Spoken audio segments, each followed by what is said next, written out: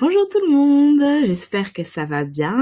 Bon dimanche matin pour celles qui sont sur le même fuseau horaire que moi. Bon début de soirée pour celles qui sont en France ou en Europe. J'espère que vous allez bien, j'espère que tout le monde m'entend bien. S'il y en a qui sont connectés, pour me faire un petit signe pour me dire que tout est ok avant que l'on commence. Et parce que c'était ce week-end à Saint-Patrick, j'ai vu que Be Live nous a mis des petits filtres très sympathiques comme celui-ci pour se mettre dans l'ambiance. Ou comme ça, c'est sympa aussi. Les petites feuilles de lierre, la chope de bière, ouais, pourquoi pas. Alors, on va enlever tout ça parce que ça c'est un peu... ça nous distrait un petit peu du principal. Aujourd'hui, donc, on se retrouve pour parler des réseaux sociaux et du lien avec son blog. Donc, ce que je vous propose, c'est de faire une première partie, en fait, où je vous ai un petit peu concocté les top 3 des erreurs que l'on fait sur les réseaux sociaux. Et puis, bien sûr, donc, dans une deuxième partie, je vais répondre à vos questions, donc celles qui m'ont déjà été posées depuis vendredi, et puis celles des personnes qui seront connectées en direct. D'ailleurs, les filles qui sont connectées, si vous pouvez me faire un petit signe pour me dire que tout est ok et que l'on m'entend bien, ce serait top avant que je me mette à parler non, pas pendant 10 heures, mais que je commence à parler. Est-ce que tout est ok? Je vais aller vérifier ça dans le chat sur le groupe.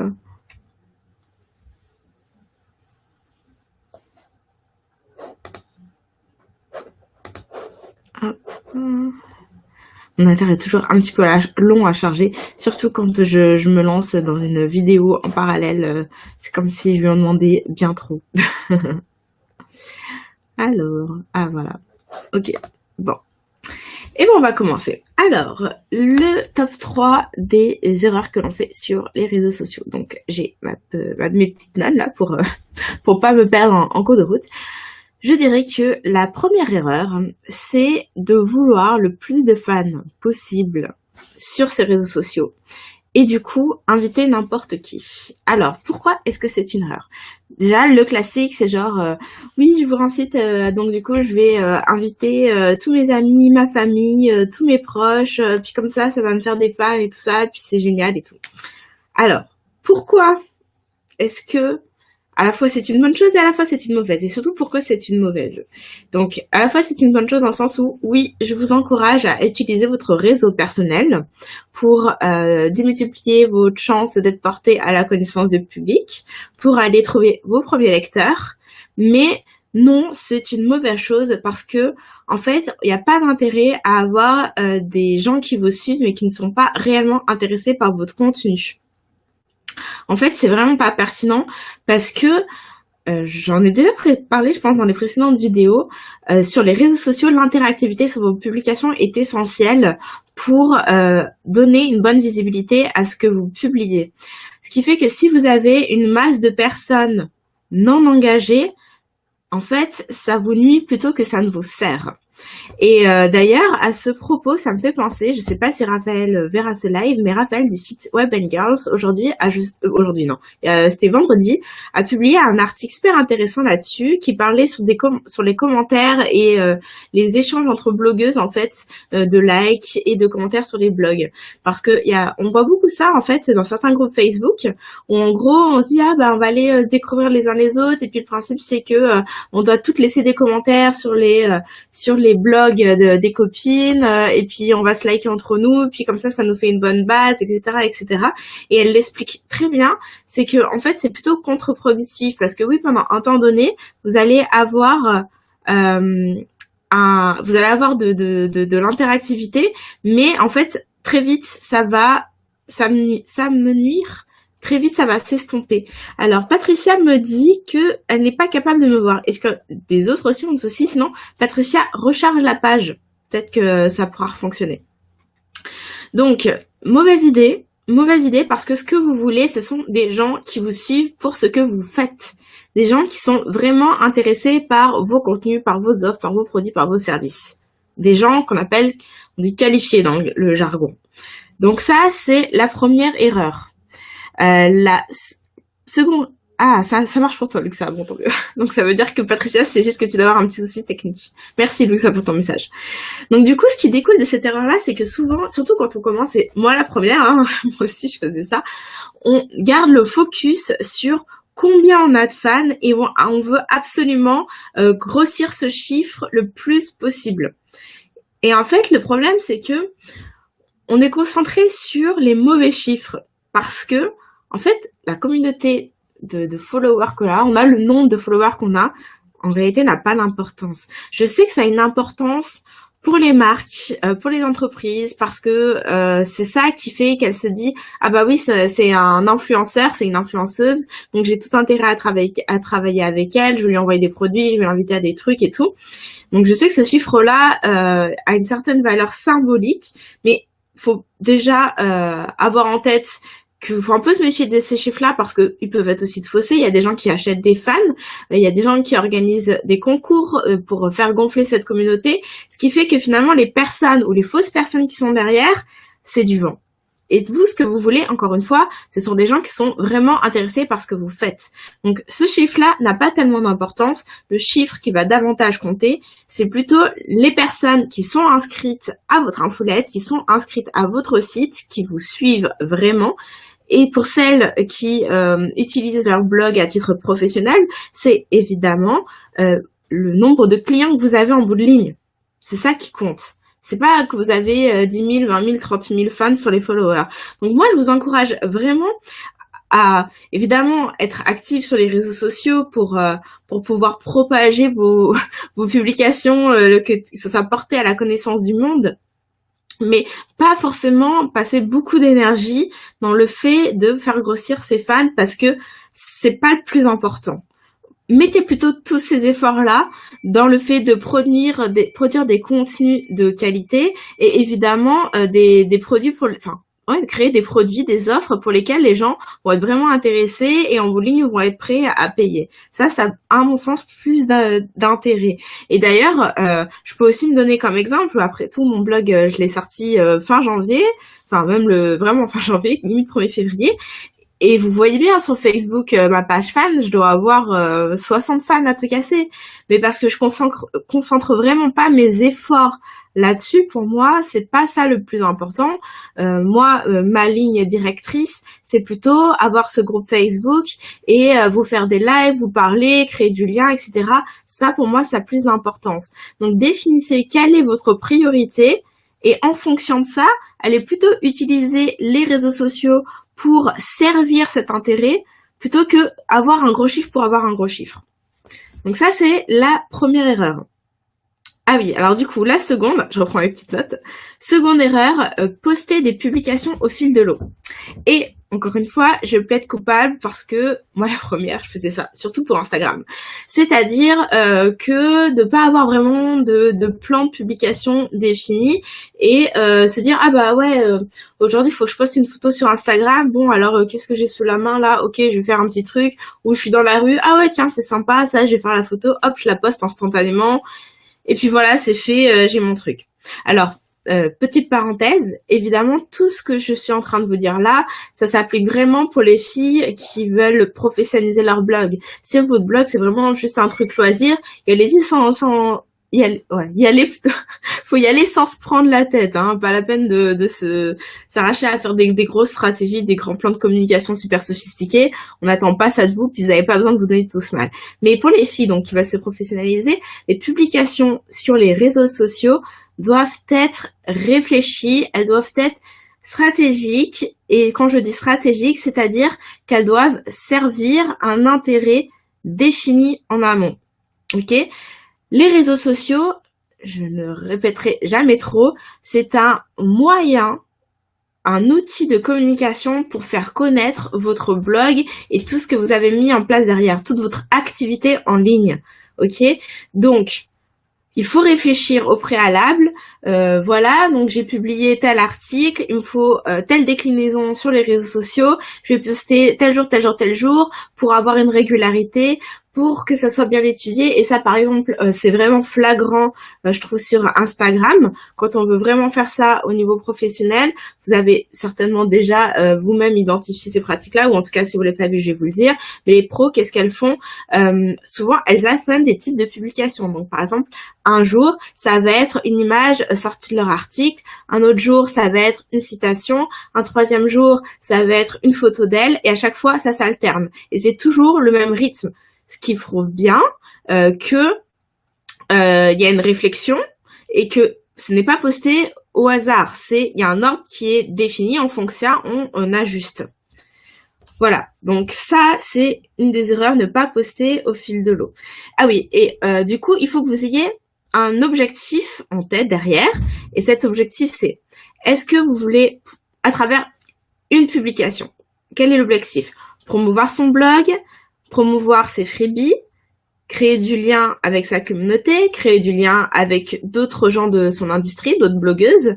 Est-ce que c'est écouter ses lecteurs, donc faire une espèce de sondage, poser des questions pour avoir de l'interactivité, ou est-ce que c'est humaniser aussi, c'est-à-dire mettre un visage sur votre, quand je dis un visage, pas forcément votre photo, mais montrer que vous êtes une vraie personne, montrer des petites aperçus, des tranches de vie, un peu des coulisses de votre activité, pour montrer que vous êtes une vraie personne, parce que ça c'est important.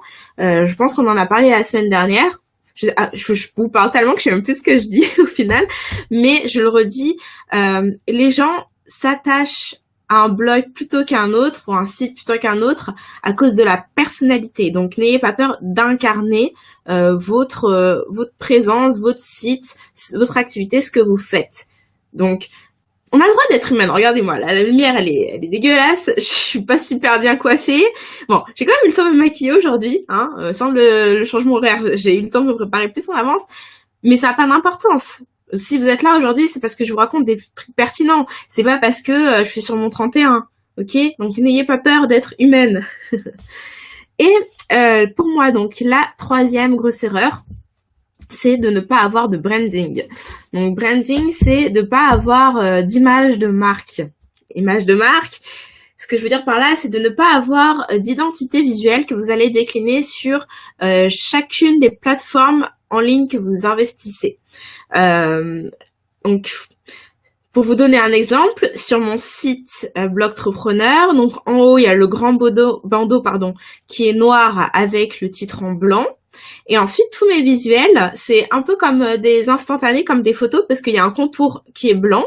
Et sur la partie de droite, en haut, alors je sais que c'est inversé ce que je fais, je devrais faire ça plutôt ça.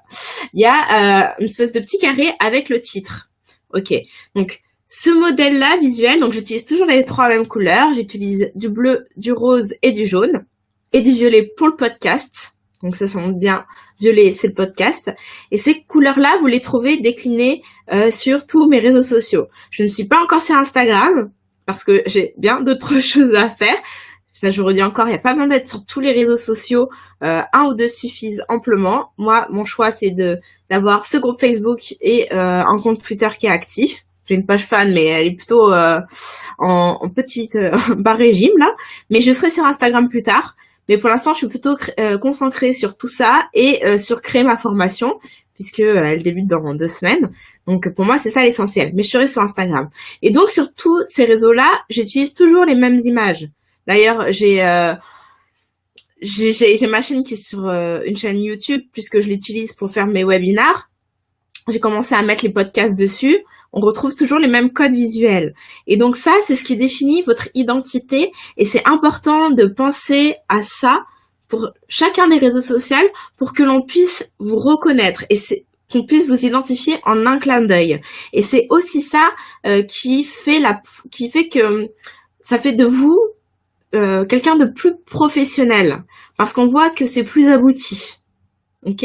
Donc ça, c'est important. Donc voilà pour moi les 3 grosses erreurs que l'on fait sur les réseaux sociaux et contre lesquelles je vous mets en garde. Encore une fois, si vous faites ça à titre d'amateur, il n'y a pas de problème, il n'y a pas besoin de se prendre la tête non plus. Mais si vous voulez vous professionnaliser, pensez à ça. Les filles qui sont connectées, posez-moi vos questions. Comme ça, je vais y répondre et puis je vais aller reprendre les questions qui m'ont déjà été posées. Comme ça, je vais pouvoir répondre à tout ça. Alors, je reprends mon fil. Hop. Alors, il y avait Dominique qui m'avait posé une question sur le SEO et les mots-clés. Donc, c'est pas du tout le sujet d'aujourd'hui. Et je l'ai déjà abordé. Je pense que c'est dans mon tout premier live ou le deuxième, je sais plus à vrai dire. C'est le live dans lequel je suis dans un café. Donc, va regarder cette vidéo-là. J'avais fait un petit point là-dessus. Et je te la remettrai en lien si jamais tu trouves pas. Donc, ça, c'était la première chose. Alors, Labillois, donc j'imagine Cindy, me demander les trucs pour augmenter ses abonnés lorsqu'on commence. Bon, à part la constance et la qualité du contenu, mettons des concours. Donc, comme je le disais tout à l'heure, augmenter les abonnés, c'est pas la top priorité. Mais je comprends que tu puisses avoir ça en tête. Et non, les concours, ce n'est pas une bonne idée. Ou alors, des concours bien ciblés. Donc, je m'explique. Pourquoi les concours, ce n'est pas forcément une bonne idée? Parce que les gens qui vont te liker, enfin, qui vont liker ta page, pour tenter de gagner ton cadeau, ne sont, suivant le cadeau que tu offres, en fait, admettons que tu offres un iPad, exemple extrême, mais c'est pour que vous compreniez. Les gens qui vont liker, ils sont intéressés par ton cadeau, ils sont pas intéressés par ce que tu fais du tout. Et du coup, la conséquence, il y a deux possibilités. Soit, aussitôt que le concours est passé, il va se désabonner, donc inutile. Non, je vous fais pas un doigt d'honneur, je devrais faire, voilà. Donc soit, c'est vachement dur. Soit il va, non toujours pas. Soit il va se désabonner et du coup, résultat ça a servi à rien. Soit il va rester, mais c'est une personne qui va être totalement inactive, non engagée et du coup aucun intérêt non plus. Parce que encore une fois, comment marchent les réseaux sociaux? Ça marche avec donc des algorithmes et en fait pour augmenter la portée de vos publications, il faut qu'il y ait de l'interaction sur vos publications. L'interaction c'est soit des likes, soit des commentaires. Et plus il y a d'interaction, plus votre post est porté à la vue de votre communauté. Donc si vous avez plein de gens mais qu'il se passe rien, ça sert à rien. Voilà. Donc concours non, ou alors un concours bien ciblé, je veux dire par là un concours où le lot que vous mettez à gagner est vraiment en rapport direct avec votre thématique. Admettons sur mon blog d'expat, Frenchy à Montréal, par exemple je pourrais faire gagner un petit livre sur comment bien s'installer à Montréal. Comme ça je serai certaine d'attirer des gens qui sont vraiment intéressés par ce que j'écris sur mon blog puisque j'aide les Français à s'expatrier. Voilà.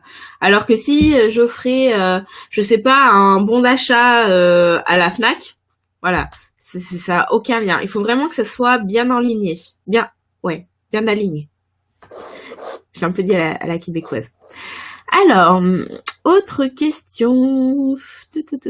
Amélie, je viens de créer un compte LinkedIn. Qu'est-ce qu'il faut y mettre? Est-ce que je dois relayer mes articles de blog ou créer du contenu spécifique? Donc ça, c'est ta première partie de question. Alors LinkedIn, moi j'y suis mais pas du tout pour mon blog.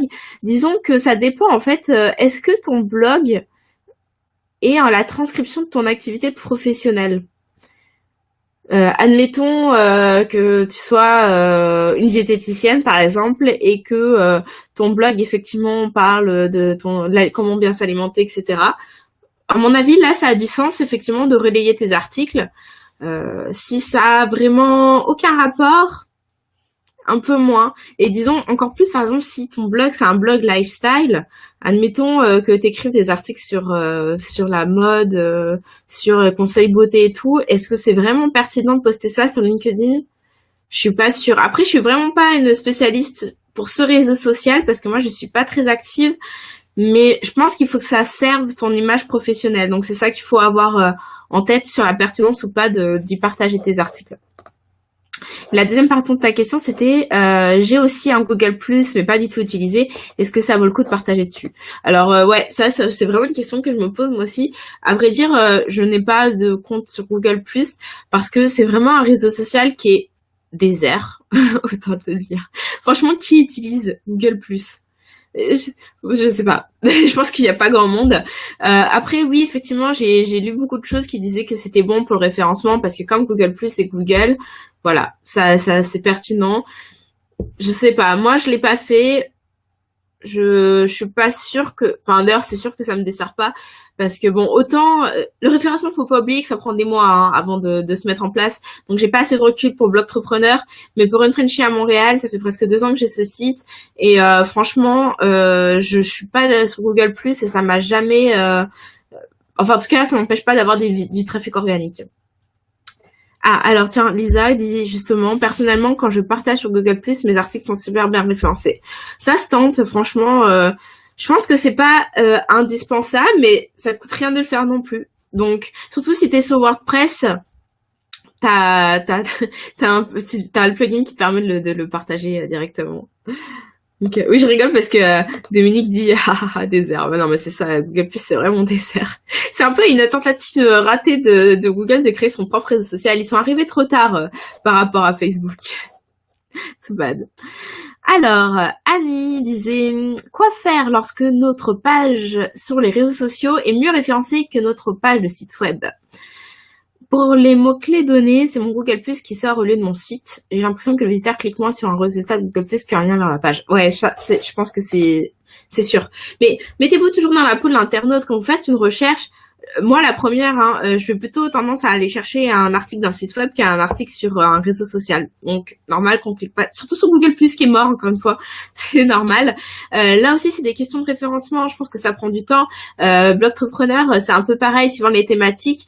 C'est mon article sur Hello Coton qui ressort avant mon article de blog. Alors que l'article, il vient de mon blog, on est d'accord. Mais c'est du référencement, ça va prendre du temps, il faut être patient. Voilà. Faut prendre son mal en patience. Ok, Dominique sur le SEO. Alors ça c'était Cynthia qui me demandait, trouver les bons hashtags sur Instagram. Ça c'est vraiment, c'est une vraie question ça. Moi, comment je procède? Ce que je fais, c'est que je vais aller regarder les comptes Instagram des personnes qui abordent les mêmes thématiques que moi. Et comme ça, je repère quels sont les mots-clés utilisés en fait, tout simplement. C'est quoi les standards? Voilà, c'est ça. Identifie les standards de mots-clés et tu les utilises, simplement. Et puis évidemment, tu dois utiliser des mots-clés qui décrivent ta photo aussi, mais il y a un peu des trucs. Alors là non plus, Instagram, c'est pas non plus ma spécialité. Moi, je suis plus groupe Facebook, comme vous avez pu le voir. Mais c'est vrai qu'il y a je pense à des hashtags genre Instalac, Instapic, etc. C'est vrai que c'est des mots-clés qu'on voit partout. Mais après, je sais pas si c'est... Je pense qu'il faut les mettre, mais faut pas tout miser là-dessus. Faut essayer de trouver quand même des mots-clés qui sont vraiment spécifiques en fait à votre propre thématique, parce que ces mots-clés-là, ils sont tellement généralistes et tellement utilisés que de toute façon, en faisant une recherche avec ces mots-clés-là, à la seconde, là, il y a des tonnes de photos qui sortent. Donc oui, c'est sûr que la vôtre va peut-être être interceptée par quelques personnes, mais elle risque un peu d'être noyée dans la masse. Donc essayez vraiment d'identifier des mots-clés qui sont propres à votre sujet. Alors, Lisa. Lisa me dit, petite question, je ne sais pas si tu as répondu au début, est-ce que les réseaux sociaux sont la technique la plus efficace pour promouvoir son blog? Non, j'ai pas répondu à cette question-là. Alors, est-ce que en tout cas, je sais pas si c'est la plus efficace, mais c'est sûr que c'est quand même un moyen que tu peux pas, comment dire, tu peux pas négliger. Voilà, c'est pas comme si tu peux dire faire le choix d'être pas du tout sur les réseaux sociaux. Disons que pour contrebalancer ça, il faudrait vraiment que dans la vraie vie, la vraie physique, t'as un réseau de fous qui te permettent avec le bouche à oreille ou parce que tu fais des conférences, je sais pas quoi, en fait d'autres moyens de te faire connaître. Et disons quand même dans le blogging, ouais, les réseaux sociaux, c'est quand même important, hein. Mais encore une fois, c'est important pour effectivement promouvoir son blog. C'est bien ce que tu dis dans ta question. C'est pas y être pour y être. Donc, je pense que tu peux quand même faire vraiment de grosses choses avec les réseaux sociaux, mais le truc, c'est de bien savoir les utiliser. En fait, le truc, c'est d'organiser des événements, je pense à des challenges. Je sais pas si vous avez, vous devez connaître ce site.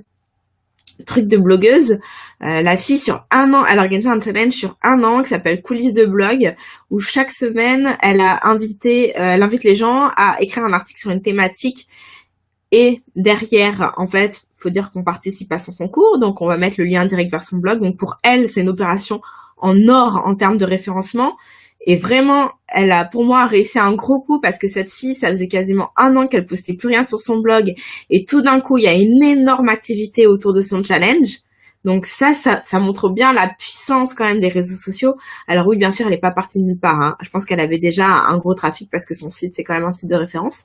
Donc organiser des challenges, organiser des webinars, organiser des vidéos live comme ça. Qu'est-ce que ça peut être aussi En fait, ouais, c'est promouvoir ses freebies, évidemment, utiliser les réseaux sociaux pour promouvoir en fait des choses qui renvoient derrière vers votre blog qui vous permettent de fidéliser vos lecteurs. Donc ouais, c'est quand même un sacré outil et c'est difficile de faire l'impasse ou alors en parallèle, faut quand même avoir une sacrée force de frappe, je dirais. Alors, il y avait une autre question, Léa, pour les hashtags, j'avais essayé. Alors, c'est quoi iqts.ga? À voir. Alors là, Léa, je sais pas du tout ce que ça veut dire. Tu vas peut-être pouvoir nous expliquer. Cynthia, merci pour ta réponse. Je suis nouvelle sur Instagram et je ne veux pas prendre n'importe quoi. Oh, tu sais, enfin, franchement, il n'y a pas de science exacte, les filles. Ayez pas peur de vous lancer, faites des expériences, testez, puis vous voyez ce qui fonctionne le mieux pour vous. C'est ça le plus important, hein. Ok. Est-ce qu'il y a des questions? Parce que là, j'ai fini de répondre aux questions qui avaient été posées précédemment. Donc, allez-y, je vous lis. Je crois que j'ai un truc que j'ai pas... Ouais. je rigole parce que j'avais pas descendu les commentaires et je vois que Audrey avait dit que depuis les changements sur Hello Coton, c'était vachement moins bien. Ouais, bah, je te rejoins. Vraiment, c'est vrai que la nouvelle plateforme, elle a déçu pas mal de gens. Ok. Ah oui, ok, les gars. Donc, iqts.ga, c'est un site qui propose des hashtags. Oui, effectivement, j'avais pas pensé à ça. Il y a des applications.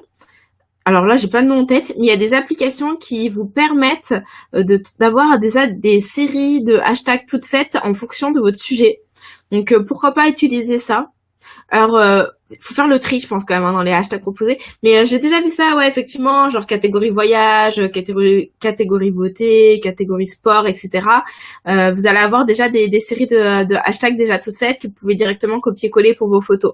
Donc, moi, mon conseil, ce serait aller regarder ça pour vous faire une idée. Regardez, évidemment, comme je viens de dire, ce qui se fait sur les comptes de thématiques qui sont proches de les vôtres et vous prenez un petit peu des hashtags à droite à gauche, vous faites votre propre mix et vous utilisez ça.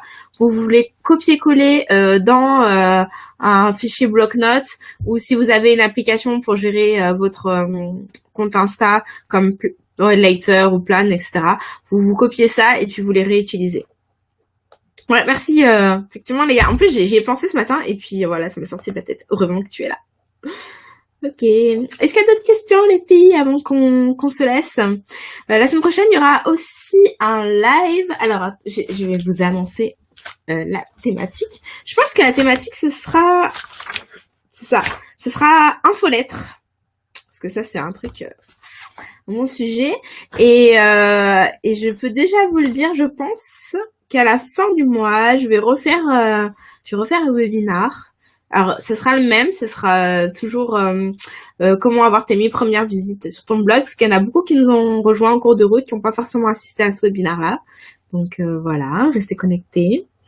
Alors, Audrey, ta question. Pour programmer ses publications sur les réseaux sociaux gratuitement, lequel utiliser? Alors, pour moi, il y a deux gros sites de plateformes qui peuvent te permettre de faire ça gratuitement.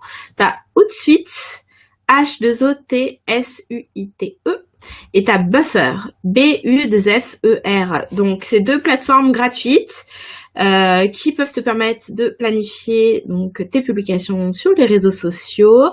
À noter que alors elles existent en version payante, mais c'est vrai que tu vas être limité sur le nombre de publications mensuelles et le nombre de comptes possibles à rattacher. Il me semble que Buffer te permet de raccrocher plus de comptes que Hootsuite.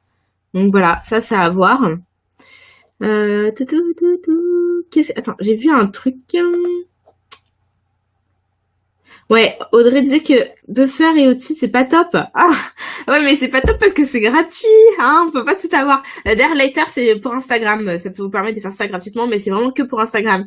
Alors, le problème, les filles, c'est que sur le web, il y a jamais rien de gratuit. Un super logiciel, une super app qui te permet de faire ça, c'est forcément un truc payant. Et d'ailleurs, moi, je vais vous le dire, pour moi, le meilleur, le top du top, c'est Meet Edgar. Moi, c'est ce que j'utilise et c'est génial. L'interface est top, elle est belle, elle est super riche en fonctionnalités, mais c'est 50 $ US par mois. Donc, voilà, on n'a rien sans rien. Et ouais, et en plus, désolé, enfin, vraiment, c'est Buffer et au-dessus, c'est vraiment les deux références en gratuit, en tout cas en semi-gratuit. Tu vas pas trop pouvoir voir autre chose. Ouais, c'est ça, effectivement, ce que je te disais. Donc, le buffer, c'est limité sur le nombre de publications. J'ai vu une question passer de Cynthia. Combien de temps d'avance on lance la page Facebook avant de lancer le blog? Alors, il n'y a pas de règle. Et je dirais même, de rien Audrey, je dirais même que ce n'est pas une obligation de lancer ta page Facebook avant ton blog. Tu peux tout à fait lancer ton blog et ensuite lancer ta page Facebook. En fait, ça a du sens d'ouvrir ta page Facebook avant si en tête tu as et j'inverse ces mots. Si tu as une stratégie en tête, si tu as un objectif. En fait, ça c'est pertinent si tu veux organiser un événement autour du lancement de ton blog. Et que donc tu as prévu un certain nombre d'activités, d'événements pour teaser un peu sur ce qui arrive, pour commencer à fédérer une communauté. Donc là, oui, lance ta page avant. Tu peux, enfin, ça dépend en fait de la matière que tu as à partager, tu vois, pour organiser ton lancement de blog. Mais ça, tu peux tout à fait le lancer jusqu'à 1 mois avant. Après, bon, peut-être que 3 mois là, ça fera un peu long. Ou alors, en fait, quoique, même pas en fait. Ce qui compte, c'est qu'il y ait de l'activité. Donc que tu proposes des choses, que tu t'arrives à attacher des fans qui interagissent, qui répondent, qui commentent, etc. Faut créer un événement en fait. Donc Léa, est-ce qu'il y a du programme pour Instagram? Oui, donc il y a Later, Later. Et il y a ouais, en fait je pensais à l'application que j'utilise, Plan. En fait c'est une application qui était payante, je l'ai payé 12 $, mais là ils ont changé de modèle économique et maintenant en fait ils font du freemium, donc comme au-dessus de tes buffers, c'est-à-dire que tu peux l'utiliser gratuitement, mais t'es limité dans le nombre de publications par mois. Donc je suis pas sûre que ça soit, je suis pas sûre que ça soit hyper intéressant parce que je crois que t'as droit gratuitement genre à poster 3 photos dans le mois, alors c'est vraiment pas grand chose. Je vais essayer de te vérifier ça en direct. S'il y en a d'autres qui ont des questions, allez-y. Comme ça je vais vous répondre. Et ouais, d'ailleurs j'en profite. C'est pour ça qu'il faut pas avoir peur d'investir aussi dans des applis payantes ou dans des logiciels, etc. Parce que vous voyez, donc l'application Plan, P-L-A-2-N, à la base elle était que payante. Et je suis bien contente de cette application d'ailleurs. Et je suis contente de l'avoir payée parce que finalement maintenant ils ont changé de modèle économique et c'est de l'abonnement mensuel.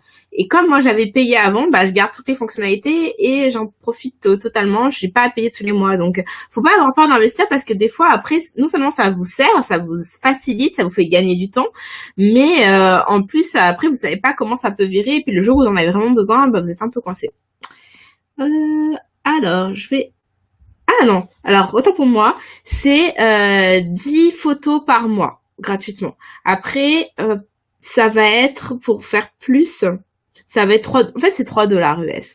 Donc, vous voyez, c'est pas très cher là, et franchement cette application est géniale. Mais voilà, pour 12 $, c'est-à-dire 4 mois d'abonnement maintenant, j'ai tout quoi. Ok. Hop, est-ce qu'il y a d'autres questions?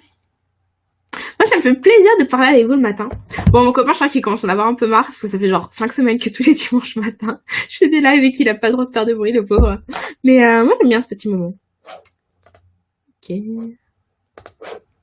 Bon, je crois qu'on arrive au bout, les filles.